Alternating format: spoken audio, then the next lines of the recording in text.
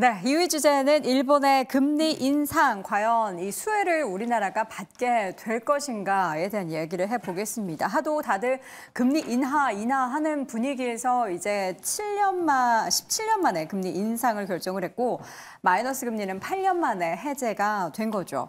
이제 어제 사실 4월에 금리 인상이 나타날 수도 있다라고 했는데 3월에 단행이 됐습니다. 전체적인 분위기는 좀 어땠는지, 뭐 환율이나 이런 시장이나 좀 반응이 어땠습니까? 일단 어제 같은 경우에는 시장이 예상했던 반응과 정반대였다라고 좀 보셔야 될 것 같습니다. 일단은 우리가 일본 기준으로 말씀을 드리면 금리를 인상했다라는 점, 그리고는 YCC를 안 하겠다라고 선언했다라는 점, 그리고는 주식시장의 ETF 매수를 직접적으로 매수하던 이 부분을 이제는 안 하겠다라는 점, 말 그대로 어찌 보면은 긴축과 시장 개입을 최소화하겠다, 그리고 긴축을 시작을 하면서 이 약간의 이제 자신감을 드러냈다라고 보실 수 있을 것 같습니다. 특히 YCC를 철폐하겠다라고 밝혔던 점 같은 경우에는 시장에서는 와 정말 자신감이 넘치는구나 라고 지금 받아들이고 있는 상황인데, 그래서 지금 일본이 어떻게 되고 있냐? 오늘 휴장이에요. 오늘 휴장이라서 일본이 지금 쉬고 있습니다. 그렇기 때문에 일단 어제 주가를 말씀을 드리면 어제는 주가가 상승하는 모습을 보였고요. 그리고는 긴축을 한다고 했습니다. 그리고는 채권시장 개입을 안 한다고 했기 때문에 채권금리가 상승할 거라고 예측을 했어요. 이렇게 되면은 환율은 강세로 가야 하지만 오히려 약세로 갔고요. 그리고는 아이러니하게도 지금도 오늘도 추가적인 약세를 기록을 하면서 지금 151.18, 1달러당 151.2 정도 수준까지 올라가 있는 상황입니다. 그래서 이런 걸 놓고 보시면은 오히려 이게 시장에서 6개월 전, 1년 전부터 일본이 제로금리를 풀 것이다라는 이야기가 나오다 보니까, 그리고는 작년 내도록 이슈가 됐던 게 일본이 YCC의 10년물 채권금리를 계속해서 끌어올리는 모습을 보였습니다. 그래서 그런 부분에서는 이미 시장이 대응 준비를 마쳤다. 그러다 보니까 실제 뉴스가 나왔을 때는 오히려 세론 뉴스가 돼버려가지고 이게 반대로 움직이는 모양새를 보이고 있다. 하지만 지금부터 우리가 주목해야 될 것은 뭐냐 그러면은, 그래서 YCC를 안 하겠다라고 한 지금 상황에서 지금부터 일본 채권이 어디로 갈 것인가, 일본의 말 그대로 시장 금리가, 엔화의 시장 금리가 어디로 갈 것인가에 대해서는 지켜볼 필요가 있다라고 말씀드리고 싶습니다. 네, 과연 그러면 이번에 금리 인상이 일본에게는 오히려 독이 될지, 금리 인상 일본 증시의 브레이크가 될 거라고 생각하십니까? 아닙니다. 일본 경제 자신감이 있었기 때문에 이번에 인상을 한 거고요. 아하. 지난 4년 동안에 전 세계가 팬데믹 위기 하에서 대부분의 국가들이 금리 인상을 했습니다. 금리 인상을 하지 않은 나라 딱 두 나라거든요. 일본하고 중국입니다. 중국은 4차례에 걸쳐서 인하를 했거든요. 이 기간에. 일본 같은 경우는 동결을 하는 상황 하에서 이제 인상을 하고 있는 겁니다. 일본의 이제 시장 상황에 대한 흐름들을 판단해 보게 되면, 외국인 투자자 입장에서 일본 시장에 대한 매력도를 판단하는 기준으로서의 외국인 참여도를 이제 우리가 확인해 보면 될 것 같거든요. 일본의 금리는 어제 인상을 했지만 실제적으로 시장 금리라고 하는 10년 국고채 금리 수준을 보게 되면 지난 12월에 0.9% 수준에서의 금리 차를 보인 이후에 최근 0.7까지 내려왔습니다. 그러니까 금리 인상에 대한 선반영 부분이 지난해에서부터 반영이 되고 있다라는 내용으로 해석이 되고 있죠. 그러면 외국인 투자자들 입장에서 일본 시장에 대한 매력도를 판단할 때 외국인 투자자들은 일본 시장에서 이번에 1, 2, 3월에 일부 매도를 했습니다. 지난해까지는 공격적인 매수를 했거든요. 그 매도되어진 자금이 어디로 갔느냐? 한국 시장으로 들어왔습니다. 지난 2월에 외국인 투자자들이 한국 시장에서 7조 원 가까이 매수를 했거든요. 이거는 역대급입니다. 국내 주식시장이 생긴 이래로 해외 자금이 7조 원 한 달 내에 매수를 했던 것은 역대 규모로 매수를 했다는 지점입니다. 그래서 국내 증시 상황에서 일본의 금리 인상과 외국인 투자자 입장에서의 상황을 보게 된다면 뭐 아시아권에서 일본과 우리나라, 중국에 대한 투자 포트폴리오를 짠다는 측면에서 일본에 투자되었던 자금들이 이제 일부 한국으로 들어올 수 있는, 그리고 중국으로 넘어갈 수 있는 이러한 환경이 만들어지고 있기 때문에 국내 증시에는 우호적으로 작용할 수 있는 내용에서의 흐름이다. 전체적으로 금리 상황에서는 이미 선반영이 되었지만 해외 투자자 입장에서는 일본 시장 매력도 대비해서 한국 시장의 매력도가 더 부각되는 내용에서의 발표였기 때문에 우린 긍정적으로 판단하는 내용으로 일본 금리 인상에 대해서 내용을 들여다보면 될 것 같습니다. 자, 지금 일본의 금리 인상으로 인해서 우리나라와 일본 간의 그 수출 경합을 벌이고 있는 고 업종에 대한 기대감을 가지고는 있습니다만 여기에 대해서도 아니다. 지난 10년 동안의 수출 데이터를 보면은 이 경합도가 많이 떨어져 있고 환율 같은 경우에도 지금 오늘 달러 엔화 환율 움직임을 봐도 이게 쉽게 달러 강세로 돌아서지 않을 그런 가능성도 있습니다. 그래서 제가 어저께 이제 엔화를 사려다가 멈칫하고 못 샀거든요. 결국에 그러면 조선이나 뭐 자동차, 철강 이런 섹터가 거론되긴 했는데 실질적인 수혜를 어떻게 좀 기대해 볼 수 있을지요? 네, 이런 쪽이 이제 거론이 된 이유가 이제 엔화 강세다라고 보시면 엔화가 이제 강세로 돌아설 것이다라는 기대감이다라고 보시면 되는데요. 네. 그렇지만 좀 전에 테일러 고스도 얘기했듯이 지금 일본 기준금리가 인상가 이제 제로금리로 바뀌었음에도 불구하고 엔화가 약세가 계속 좀 지속이 되고 있는 그런 상황입니다.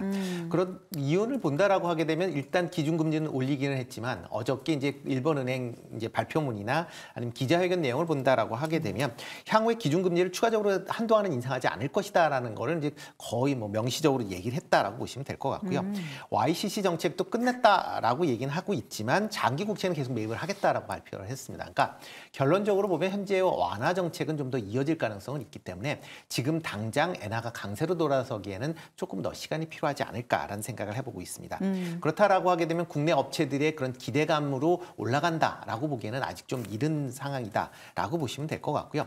특히 그 중에서 이제 조선 관련된 부분은 지금 뭐 과거에는 이제 한 일이 이제 경쟁 관계였습니다. 네. 그렇지만 지금 상황에서는 중국이 압도적으로 1등을 하고 있고 그다음에 우리나라, 그다음에 일본이 좀 상당히 좀 처져 있는 그런 상황입니다. 그러다 보면 향후에 조선 관련된 부분에서 경쟁을 해야 될 그 국가는 일본이 아니라 중국 기업이다라고 보시면 될 것 같고요. 네. 그렇기 때문에 엔화의 움직임과는 상당히 좀 동떨어진 그런 모습을 좀 보일 수 있다라고 보여집니다. 그렇죠. 네. 하나 더 추가로 말씀드리면 일본 그 자동차이든 조선이든 국내 산업 시설이 없고요. 다 동남아 쪽으로 이전을 했습니다. 그래서 네. 환율에 대한 민감도가 좀 작아졌다. 그래서 국내 기업과의 경쟁력 부분에 있어서 엔화에 대한 영향력이 감소됐다. 이렇게 판단하시면 될 것 같습니다. 그렇죠. 그러니까 우리가 기대했던 부분들이 있는데 사실 크게 기대하지는 못하는 그런 좀 환경이 마련되고 있는 것 같아서 여기에 대해서는 조금 기대감을 키웠다면 조금 낮추시는 게 좋겠다라는 생각이 드는데 이재규 교수님도 동의하십니까? 네, 일단은 일본 쪽에서 내용이 나왔는데 생각보다 이제 내용을 들여다보면 일본이 이제 금리를 빠르게 올릴 가능성이 굉장히 낮습니다. 그러니까 금리 인상을 한다라는 그런 부분들을 시장에서 엄청난 파급력이 있는 사안으로서는 생각하지 않아도 좋을 것 같은데 지금 이제 관련돼서 업종들로 이제 자동차랑 조선업들이 이야기가 좀 나왔죠. 근데 여기에서 제가 봤을 때 뭐 일본이 엔저 현상을 끝낸다라고 해서 이 종목군들이 이 섹터가 굉장히 폭발적인 상승을 할 것은 아니지만 네. 상승할 수 있는 그런 기폭제는 저는 충분히 될 수 있다라고 생각을 하고 있습니다. 제가 항상 말씀드리고 있는 부분이 우리가 시장을 분석하거나 업황을 분석하는 것과 별개로 주가는 움직인다라는 거죠. 그래서 그런 관점에서 봤을 때 저는 조선주들 같은 경우는 일본에서 저런 식으로 나온다라고 한다면 주가 흐름 개선될 가능성이 굉장히 높다라고 보고 있습니다. 제가 이제 정확하게 좀 수치를 체크를 해봤는데 2023년도 기준으로 중국이 전 세계 조선 관련돼서 점유율이 60%, 한국이 24%, 일본이 11%입니다. 그리고 올해 같은 경우는 중국이 53%, 한국이 38%, 일본이 4%죠. 그래서 아까 전에 임순재 고수님께서 말씀해 주신 것처럼 사실 일본은 우리한테 상대가 안 됩니다. 근데 중요한 것은 일본의 조선주들이 작년과 올해 굉장히 많이 올랐어요. 400%, 500% 오른 기업들이 굉장히 많거든요. 근데 그와 비교해서 우리나라 기업들 같은 경우는 친환경 쪽에도 메리트가 굉장히 크고 앞으로 뭐 미국에서 중국을 제재한다라는 내용들까지 나오고 있는 상황이기 때문에 조선주들 같은 경우는 전반적으로 수혜를 받을 가능성이 저는 굉장히 높다라고 보고 있습니다. 그러니까 조선주들 같은 경우는 우리가 테마성으로 단기적인 트레이딩 관점으로 보시는 게 아니라 지금부터 3개월, 6개월 정도의 기간을 놓고 본다라고 한다면 일본이 엔저 현상을 끝냈다라고 해서 우리가 수혜를 받는 것이 아니라고 하더라도 어느 정도의 기폭제 역할은 할 수가 있다. 저는 이렇게 판단을 하고 있기 때문에 조선주 같은 경우는 좀 긍정적으로 보실 필요가 있다. 이렇게 정리드리도록 하겠습니다. 조선 같은 경우는 이제 또 미국 쪽에서 중국에 대한 그죠. 지금 제재할 때 바이오 있었고 이번에 또 조선까지 제재한다라고 하면은 더 또 우리나라가 반사이익을 받을 수 있게 되나요? 그죠. 이게 제가 내용을 아직까지 확실하게 나온 건 아닌 것 네. 같은데 이제 제가 쉽게 좀 설명을 드려보자면 이제 미국에 여러 단체가 있습니다. 철강 노조가 몇몇 단체들의 의견을 규합을 해서 뭐 미국의 무역 대표부에다가 이제 이야기를 한 거죠. 중국에서 좀 불공정하게 진행을 하고 있는 것 같다. 그렇기 때문에 이제 미국에서 중국을 제재한다라는 것은 중국 내에 있는 조선소 야드에서 만들어지는 그런 선박에 대한 제재를 한다라는 거거든요.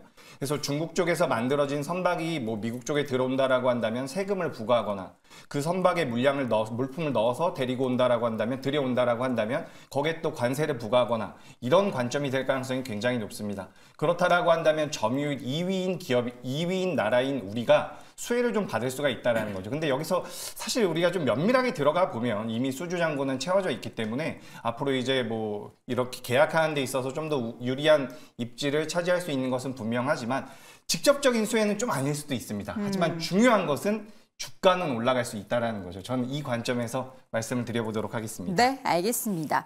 일본의 17년 만에 금리 인상에 대한 결정, 환율에 대한 부분, 그러니까 엔화를 강세를 이끌 만한 요인이 되기는 할 텐데 이미 반영이 됐고 시장에서는 아직까지는 이렇다 할 부분들이 반영되고 있지는 않습니다. 관련해서 우리가 좀 많이 기대했던 부분들을 조금 내려놓고요. 각 섹터별로 다양한 모멘텀을 다시 한번 점검해 보시길 바라겠습니다. 한 줄평으로 내용 정리해 보시죠.